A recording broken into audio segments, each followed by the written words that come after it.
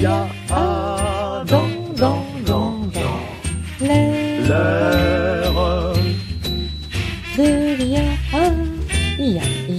de l'IA.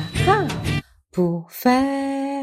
Bienvenue dans un air d'IA, la chronique dédiée aux outils de l'intelligence artificielle. Cette semaine, nous poursuivons notre incursion sur le thème de l'IA au boulot et nous allons nous intéresser au management des équipes par l'intelligence artificielle avec cette question à Gaëtan Gautis. Donc Gaëtan, existe-t-il des IA dédiées au secteur des ressources humaines? Par exemple, existe-t-il une IA qui permette de bien intégrer un nouveau collaborateur? Alors, il y a effectivement des outils à base d'IA dédiés au secteur RH et en particulier pour l'onboarding des nouveaux collaborateurs et des collaboratrices. Le quoi, le l'onboarding? L'onboarding, c'est l'intégration des collaborateurs et des collaboratrices dans leur métier, dans les équipes. On écrit ça comment? Onboarding. Embarqué en bateau. O-N.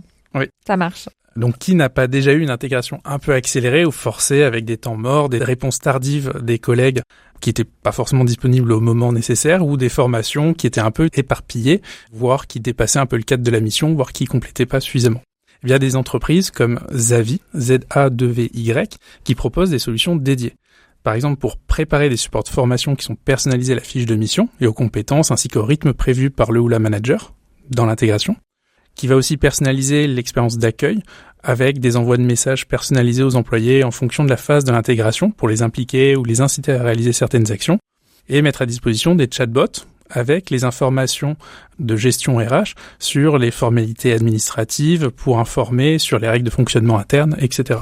Alors on parle aussi de suivi des performances des équipes, de gestion du temps, on pourrait même dire peut-être de flicage. Est-ce qu'il y a également des IA qui vont être spécialisées sur ces sujets-là ? Alors oui, une petite précision quand même, le suivi de la performance, c'est pas un flicage, mais un contrôle pour s'assurer que tout va bien dans le fonctionnement prévu de l'entreprise. Ce suivi de la performance, c'est effectivement un cas assez courant, un peu comme par exemple un trader qui va suivre les évolutions de marché.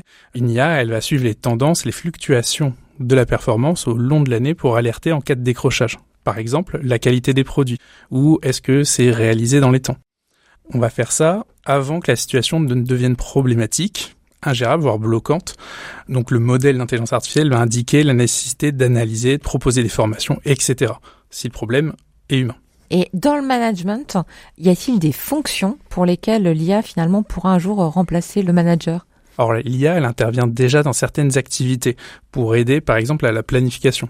Des fois c'est assez complexe, les personnes n'ont pas toutes les mêmes compétences, elles sont parfois sur plusieurs sujets en même temps, donc il va falloir croiser tous les agendas, les congés, puis la charge de travail, elle n'est pas toujours continue, donc pour un ou une manager, réussir à faire de la planification sur qui va faire quoi et quand, ça peut devenir vite compliqué.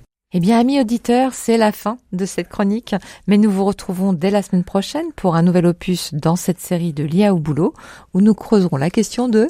Bien, nous nous interrogeons sur le sujet de l'IA et de la prise de décision en entreprise.